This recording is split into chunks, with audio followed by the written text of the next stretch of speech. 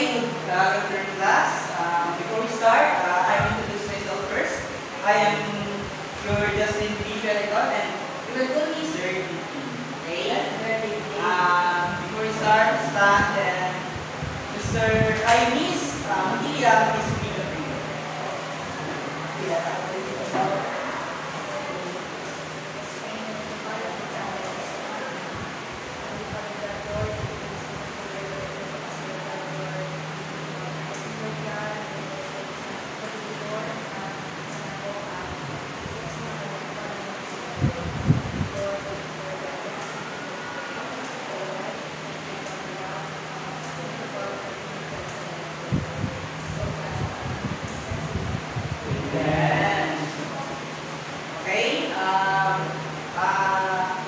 all your cares is going to be aside because galaw-galaw na tayo guys. Wala tayo upo. Okay? Lahat ng students sa front. Tumayo tayo. We will do a stretching and warm-up exercise. Let's go na. I want to eat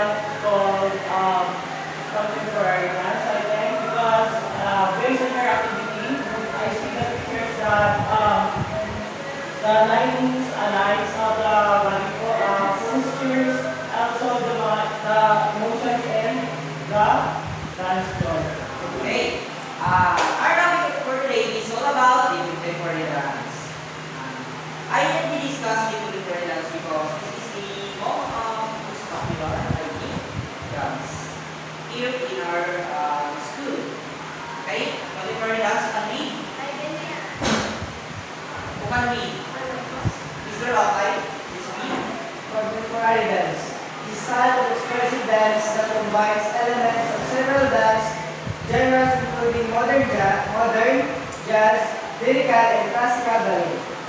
Next one. stresses versatility and improvisation, unlike the strict, structured nature of ballet. Contemporary dances focus on the floor work using gravity to pull them down to the floor. This dance then is often done in bare feet. Contemporary dance can be performed in many different styles or music. Okay. When we say contemporary dance, it is modern jazz, lyrical, and classical ballet.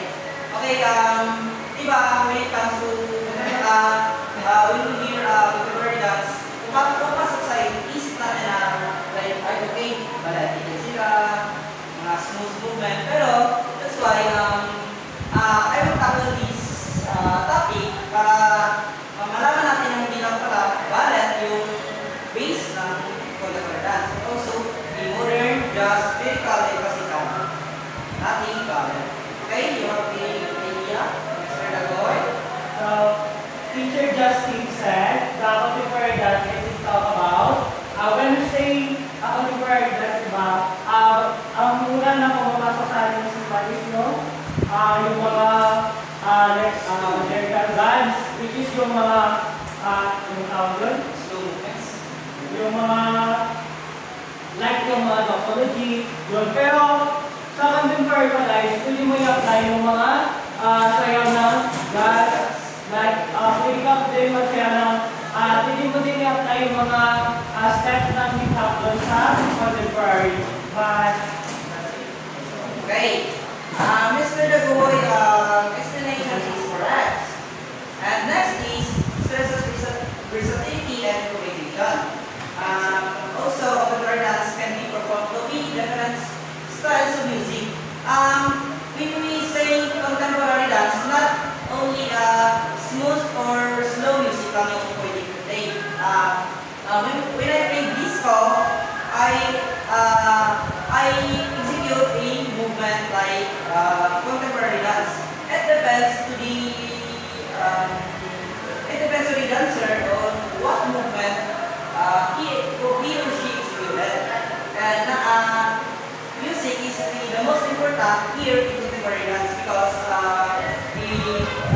if your music is like it is not slow, it's not fast, it is not boring. The next is history of contemporary dance. Can we read? Shanda, si Eliza. History. It began to start the 20th century with the major dancer Isadora Bacán. 1878 to 1927, broke away from ballet, made up her own modern dressing. Okay. The history of contemporary dance starts in 20th century. The founder of the contemporary dance is Isadora Duncan. It is a 1878 to 1927. Isadora Duncan broke away from ballet and developed her own more natural style. When it comes to ballet kasi yung mga form of feet, hand is calculated. Kumbaga, kung hanggang saan lang yung i-execute mo. Unlike sa contemporary dance na free ka na mag-execute ang movement, like ikaw na bahala mag-control how you perform and how you insert the dynamics and non-dynamic steps. Okay, next is repurpose of contemporary dance. One week, repurpose. Underhand please, Mr. Miss Rizales. Purpose. Purpose is to let the dancers express art freely their emotions to the audience. The dancer tells a story to the audience that is generally sad or depressing, hopes of making them animated. Yes. Contemporary dance is to express his or her inner emotions. Kumbaga, yung sa loob natin na emotions. Kumbaga, nag-interpret tayo ng dance, and saka sinasayaw natin sa people, sila na yung bahala mag-interpret kung anong sayaw o concept ang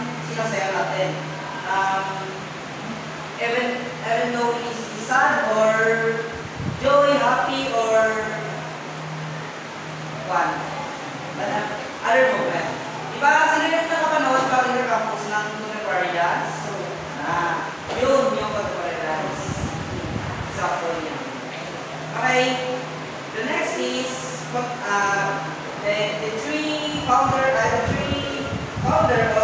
techniques in contemporary dance. First is si Graham, second is Cunningham, third is Lehman. First is Graham. Graham technique is based on contraction and release and uses different parts of body to show to 180 spiral for dramatic tension. It also incorporates formal exaggregation or natural movement. Kumbaga, here in Graham, he used a natural movement. Kumbaga, it is a normal, not a overextended movement or slow. It is a normal beat or normal movement. Next is Cunningham. Cunningham dancers utilize their torsos bending sideways, forward and backward, and hold balances for long periods, being often most able to do 2 or 3 things at the same time, executing different rhythm and movement in the legs, torso, and arms simultaneously. Here in Cunningham naman, more on balances, tricks. Here yung ginagawa kay Cunningham. One leg split, tapos handstand. Yung kay Cunningham is more on balance, control the body movement. Kay Graham naman, it is a natural movement. Yes? Class? Yes. Here in Lehman naman tayo. Founded by the Lehman, this technique focuses on the use of gravity and weight in movement. The dancer must use their body weight to create dynamics and expressive movements such as falling, rebounding, and suspensions. Lehman techniques is also emphasizes the use of breath and connection between music and movement. Kumbaga, here in Lehman movement, here papasok yung dynamics ng isang sayaw. Kumbaga, from fast into slow movement. And here is a musicality also. Kumbaga, based on music. Okay, next is. The main feature of contemporary dance are use of parallel to the legs for vigorosity and tilting the spine as abstract gesture and embracing gravity in the use of forward. Makikita niyo diba sa screen na overextended at walang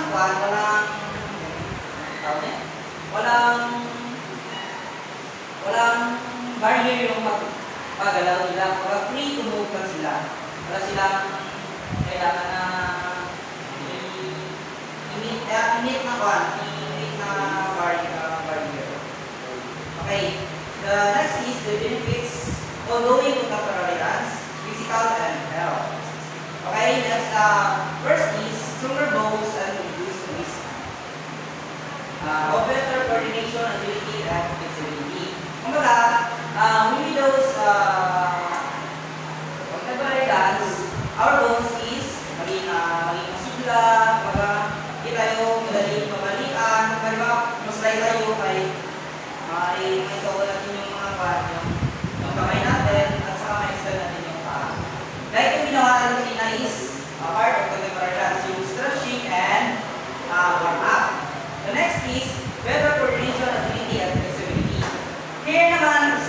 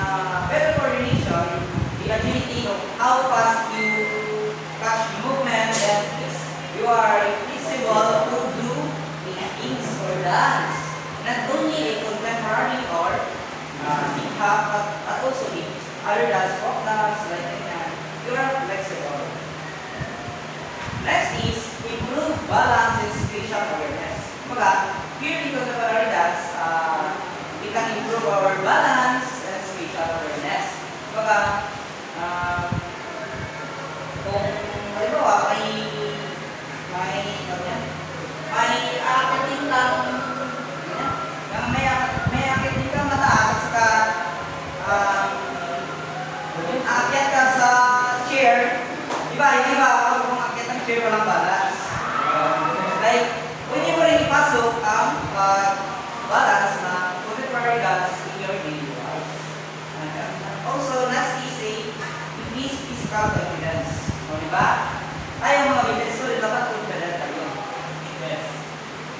When it comes to performing in front, dancing, and also etc. Right? Next is improved mental functioning. Here naman is pag-improve yung critical thinking natin ba?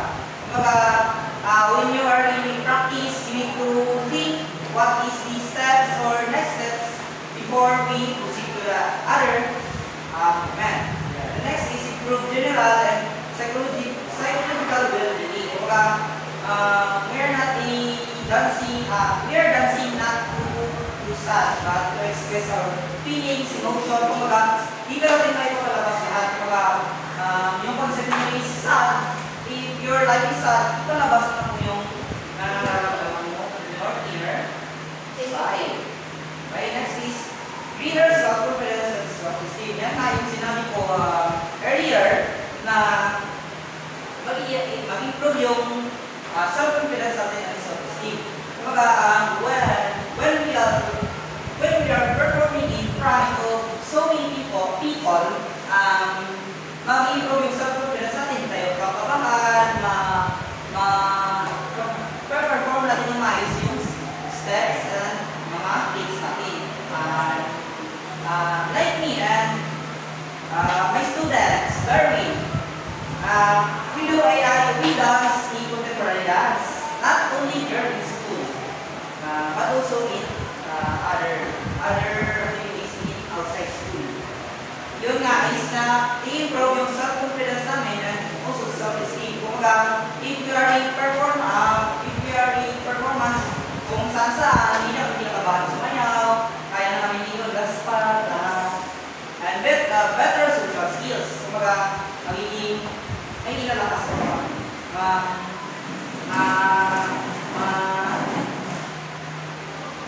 basta maging malakas ka pa if may mga gain ka pang new skills and knowledge about dance and contemporary dance. Contemporary dance kasi is not only contemporary dance, but is a dance for all, not contemporary dance. Okay, next is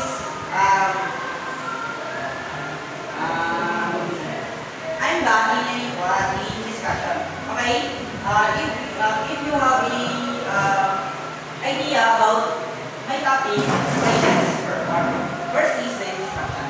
Make the 30 seconds or 1 minute to think and use any technique of contemporary dance. Each group will have 3 minutes prepared. Okay, the techniques, here's the techniques. The 3 techniques. Here is the 3 techniques. Rehab, kaniham, and diman. Kay rehab is the normal movement lang. Like, magsayaw ka ng normal, kaniham, more on balance. Balance kay kaniham is balance. Balance and coordination of your body to your brain. Diman is more on dynamics. Dynamics ba, diba? From fast to slow.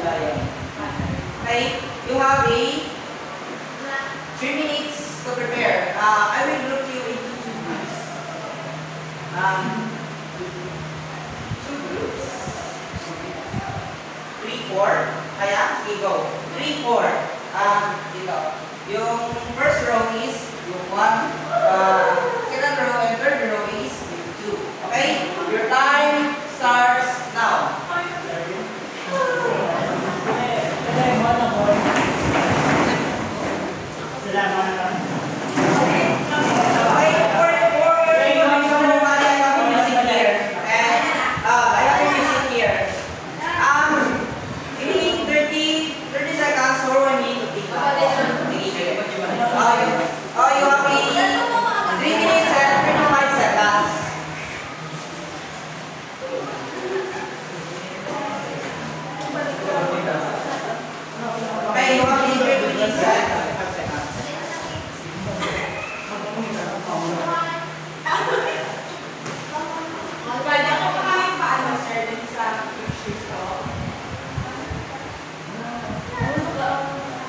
Here, dance.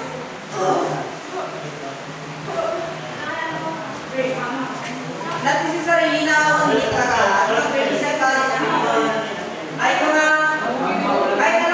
Kahit anong steps or skills, it is called contemporary dance. Oh. Go. Dynamics, techniques. Ay, nakakalaman. Sa minsan.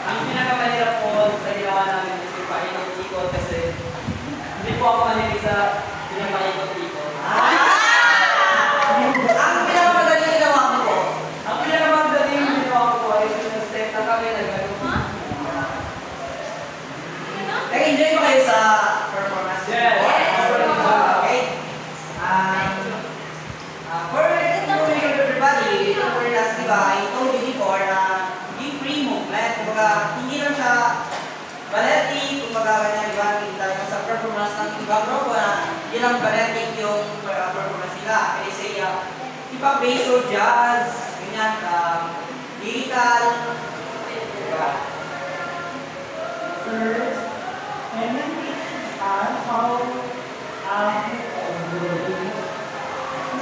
Sir, can you teach us how to do basic jazz po? Jazz?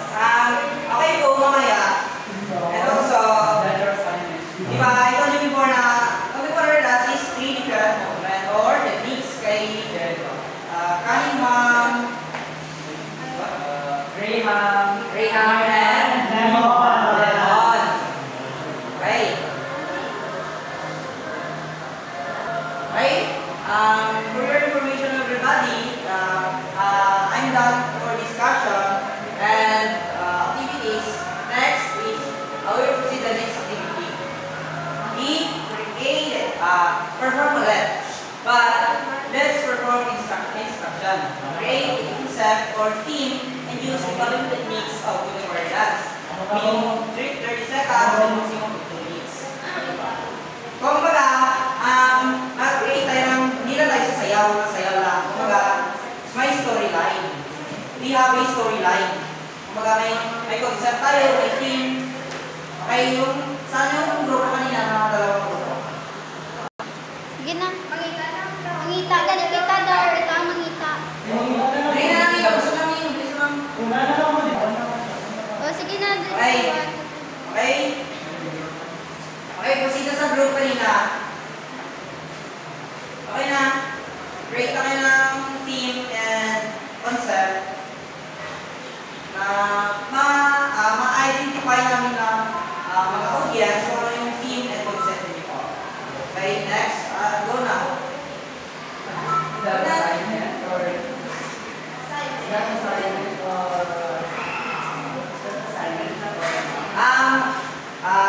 pwede naman na next meeting na lang ay we will have not enough time na for to do these things. Okay, next is the recap. Okay, first is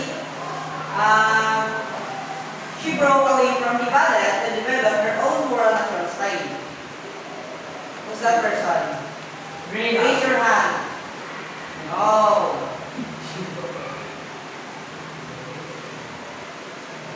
Who's that person? I think he's as I think Lemon. No. And we have No. Pastor.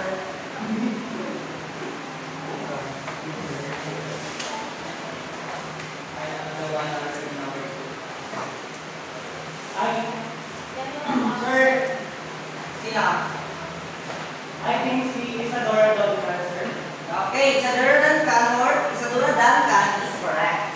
Next is in what century contemporary dance began? Okay, Mr. Chalva. 20th century or 20th century. 20 or 20th century is correct. Mr. Chalva, give me 5 claps. Okay, the next question is give the name of 3 persons who introduced the techniques of contemporary dance. Okay, Rizales. First is Graham, second is Cunningham, and third is Lemon. Okay. Graham, Cunningham, and Lemon is correct. Miss Rizales, give a angel clap. Ready, start. And 1, 2, 3. 1, 2, 3. 1, 2, 3. Amen. Okay. Next is in what year Isadora Duncan broke away from ballet and developed her own moral natural style? In what year? Okay, Mr. Bola? I think 1878 1927. That is correct.